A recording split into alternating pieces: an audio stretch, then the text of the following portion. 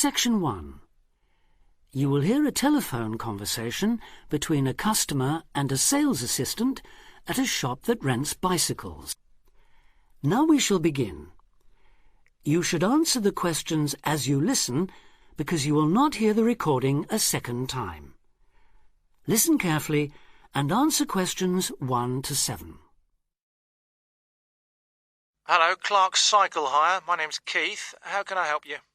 Oh, hello. I saw your ad in the local paper, and as I'm thinking of doing some cycling, I'm wondering what kinds of bike you have and what your prices are like. Well, we hire out two main types of machine, touring and mountain bikes. Are you likely to be riding off-road, do you think? No, I'll probably be sticking to roads and country lanes, so a touring bike would be best, I think. Right, well, the rate will be £50 for a week or £14 per day. So it's a lot cheaper to rent by the week? Yes, definitely. Though it's important to bring the bike back on time. Otherwise, I'm afraid we have to charge a late return fee. And how much is that? For each additional hour, it's £1.25. So if you were a day late, it would cost another £30? Yes, that's right. I'd make sure I didn't do that then. I should also point out there's a deposit which you get back when you return the bicycle. In good condition, of course. On touring models, it's £60. Is there anything else I'd have to pay? No, that's it. Though if you're planning to ride fairly long distances, you might like to have one or two accessories. Such as? Well, for another £5, we can supply lightweight bags, either panniers or the handlebar sort. It's amazing how much they can carry, and the way they're designed means they don't get in the way when you're riding. Well, I'll see. But what about essential things like a pump and a repair kit? I wouldn't have to pay extra for those, would I? No, there's no charge for things like that. Or for a lock. It's a good strong one, too. Just make sure you don't lose the key. That reminds me, what about insurance? What happens if someone steals the bike, in spite of the wonderful lock? Didn't I mention that? Oh, I should have told you that's included in the rental, too. And it covers everything, does it? It covers you against theft of the bike, yes, as long as it's securely locked at the time. You'd have to pay part of any individual claim, though. How much? If the bike was stolen and not recovered, you'd be liable for the first £100. So, if I do go ahead and rent one, how do I pay? By cheque or would it have to be cash? Neither, I'm afraid. We can only accept credit card bookings. Otherwise, we'd have to ask our customers for the full value of the machine as a deposit. I've got a Visa in my name. Would that be okay? Sure.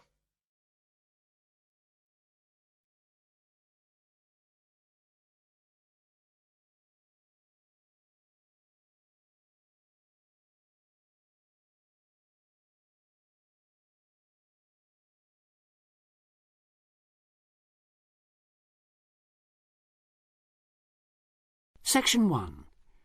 Now listen and answer questions 8 to 10.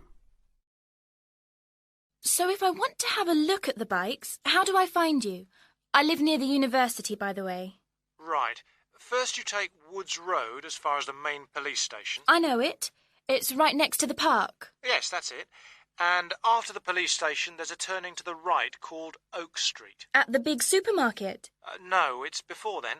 It's actually between the police station and a garage on the other side. OK. So, you go down Oak Street until you reach the health centre on the right. If you get to a pub called the Maple Leaf, you've gone too far, all right? Yes, I've got that. Now, opposite the health centre there's a pharmacy, and we're just behind that. OK, fine. I'll try to call over sometime tomorrow. Great. See you then. Bye.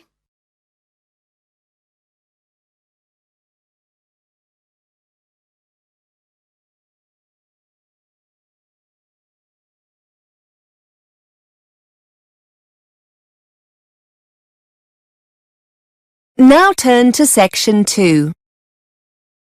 Section 2. You will hear a presenter interviewing a student on a radio show. The student is talking about her experiences of mountain climbing. First, you have some time to look at questions 11 to 14.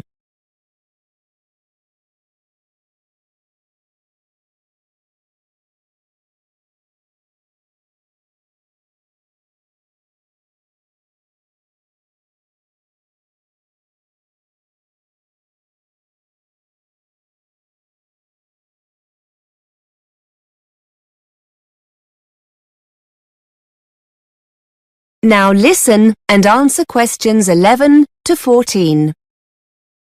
Welcome back to BURS, your independent student union radio station. We're looking at some of the incredible feats one or two of you have been up to during your summer break. I'm with Catherine, who's going to tell us about her successful climb of one of the most iconic mountains in the world, Mont Blanc. Catherine, tell us a little about your achievement. Well, actually, it was the second time I've reached the summit. The first was in 2007, the year before I came to university. People are often surprised to hear how popular the mountain is with climbers. I've read somewhere over 30,000 people attempt the climb each year, and around 200 people a day summit during the summer season, so it's very crowded up there. Unfortunately, it's also potentially very dangerous. In July 2007, the months before I did my first climb, the death toll reached 30, mainly due to bad weather conditions. The sheer number of people can cause falling rocks, which only adds to the danger. Before you hear more of the interview, you have some time to look at questions 15 to 20.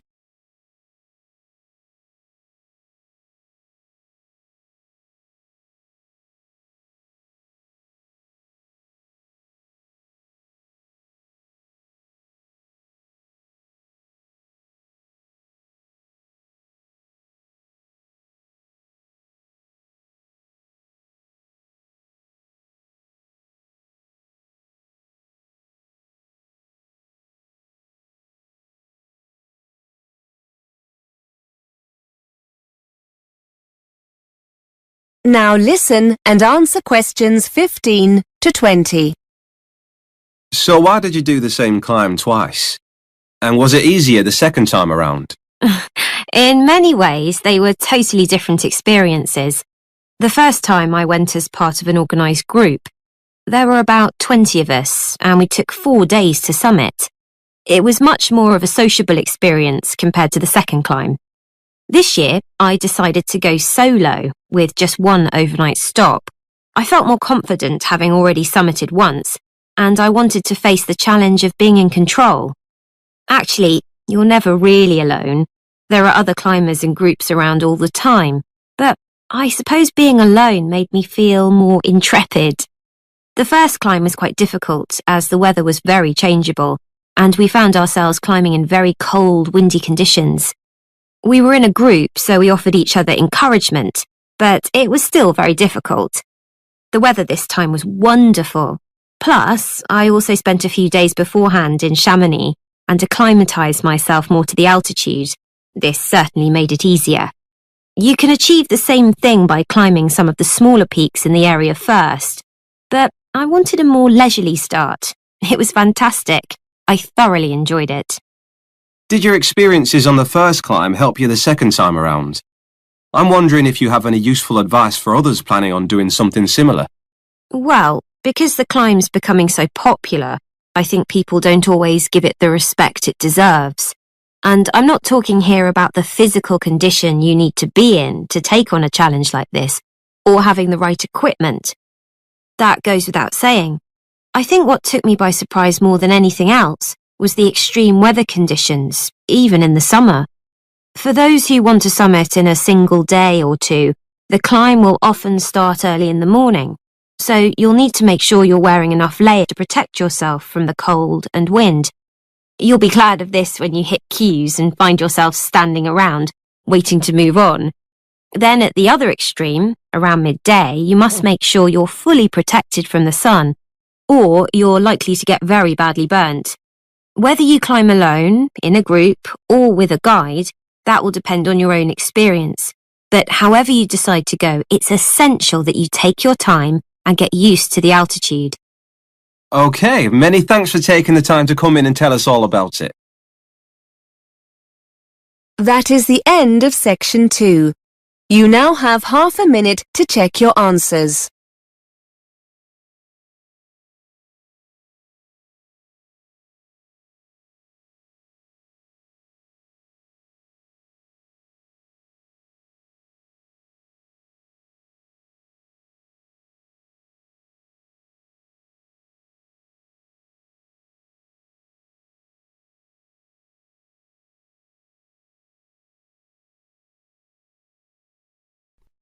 Section 3. You will hear a tutor and 2 students discussing the best ways to study. Listen carefully and answer questions 21 to 25. Well, how are you both settling in? Fine. Yes, no problems. So far, anyway. Good. Remember that as your personal tutor, I'm here to help you if you do have any difficulties.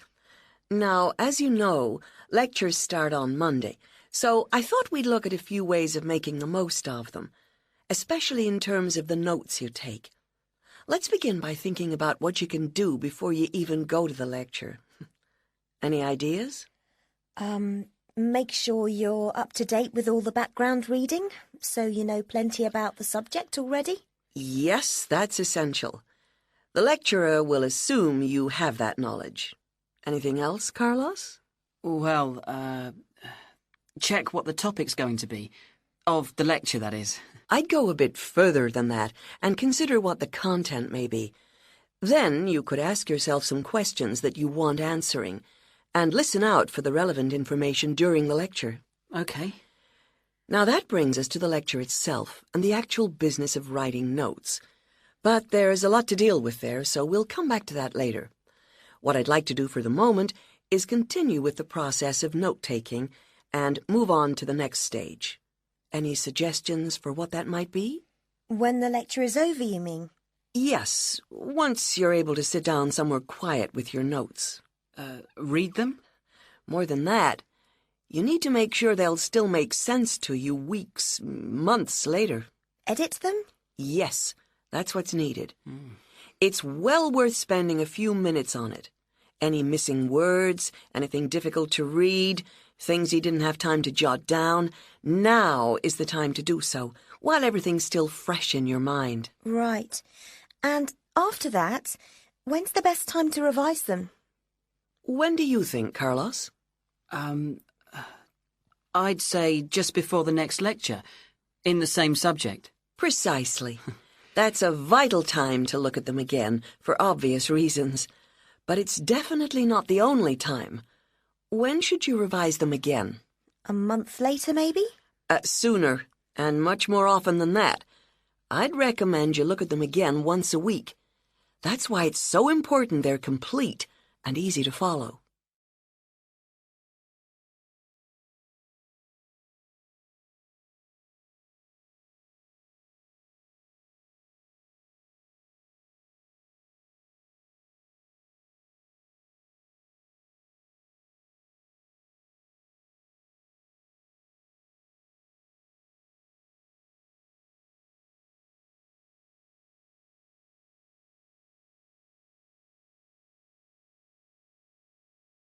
Section 3. Now answer questions 26 to 29. Right. Let's go back to note-taking and begin with the basics before the lecture has even started. What should you do when you walk into the room?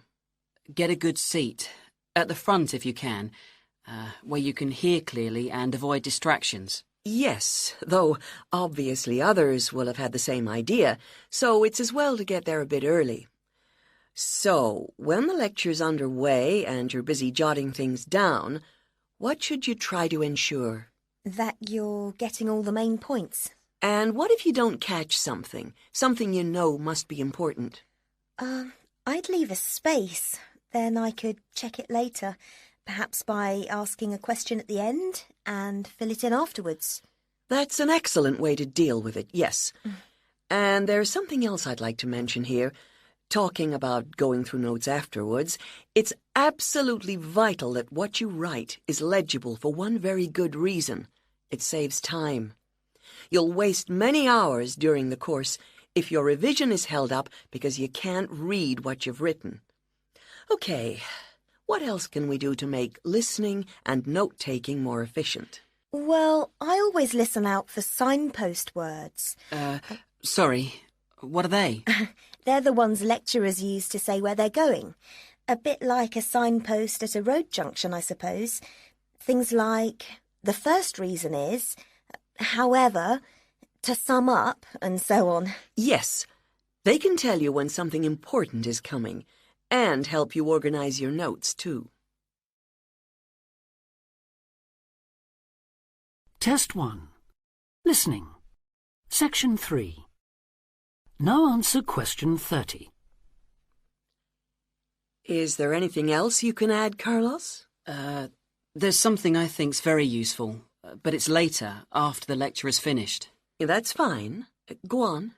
Well, what I do is go through what I've written down, summing up the main points in a few words in the margin, on the left-hand side of the page. I try to use words that'll jog my memory, so that I can remember what everything's about when I look at them again. Yes, that can work very well. What some people do to review their notes is cover up their full notes from the lecture, maybe with a piece of paper or a card, and concentrate just on what they've put in the margin, trying to recall the details. Then they move the cover down a little and check whether they were right.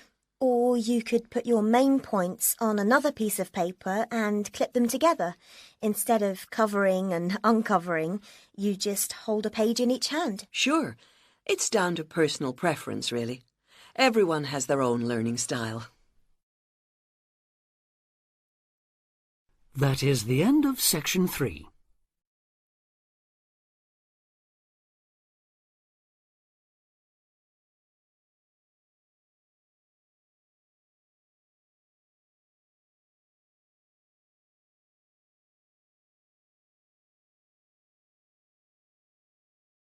Now turn to Section 4. Section 4. You are going to hear a student giving a talk about her research project on the subject of urban design. First, you have some time to look at questions 31 to 37.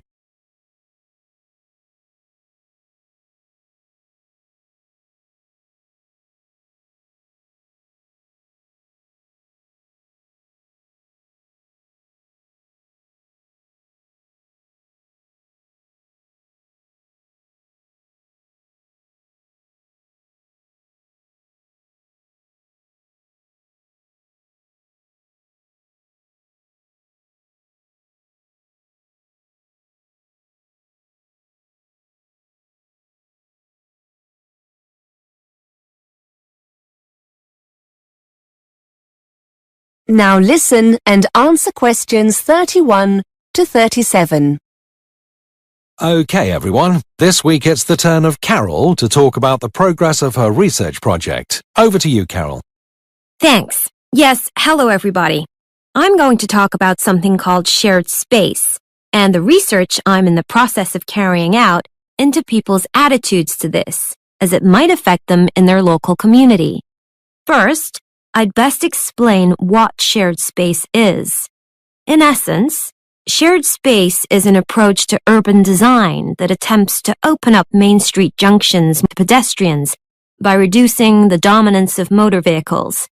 It's a form of planning associated with a Dutch road traffic engineer called Hans Monderman, who believed that, by sharing the space available, drivers become more aware of pedestrians and drive more carefully.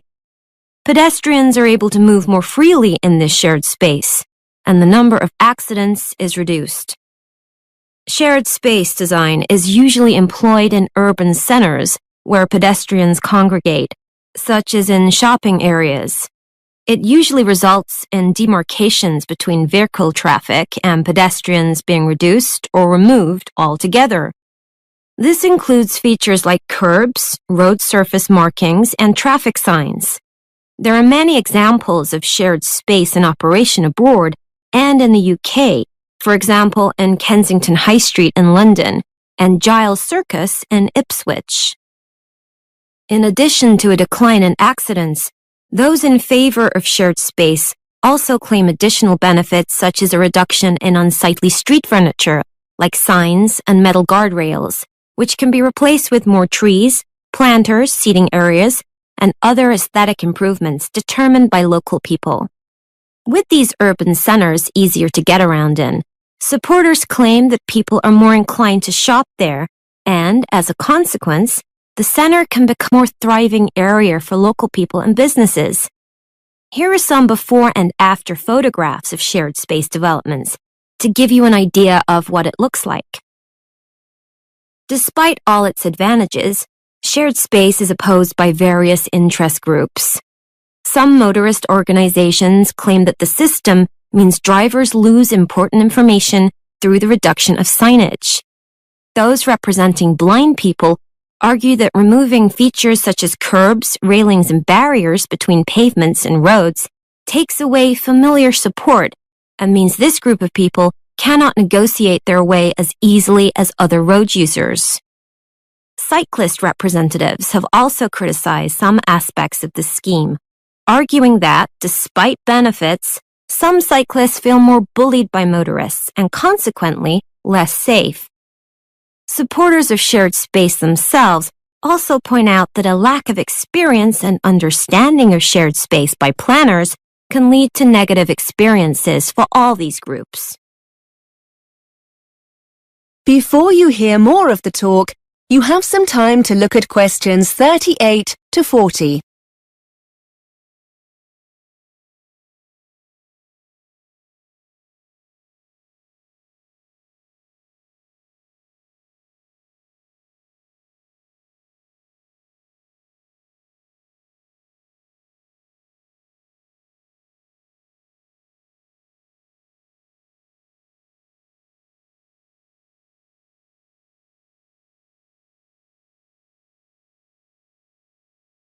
Now listen and answer questions 38 to 40. To carry out my research, I approached a local campaigning group in my area who were interested in adopting shared space in our local shopping center. I discovered that they were very keen to get feedback from local residents on shared space, and because of the experience I'd gained in research methods, they were keen for me to construct a questionnaire for them. The focus group have a website and an active social media presence, and they decided that the questionnaire will be available as an online survey. Hard copy questionnaires will also be used for face-to-face interviews. There are plans to leave paper questionnaires in the local library, but this is still under discussion. Interviews using the questionnaires will be carried out with pedestrians in the area itself.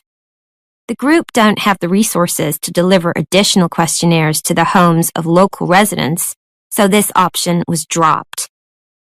We have met on several occasions to agree on the data the focus group need. I've pointed out that if they want valid results, the questions must be totally unbiased and not in any way loaded to encourage participants to give the preferred answer. Also, we mustn't assume that participants have sufficient information to answer these questions. We're currently looking into how we can best present the concept of shared space during interviews. I've designed some of the questionnaire, and I'd just like to spend a few minutes going through it with you. I'd be grateful for any feedback you have. That is the end of section 4.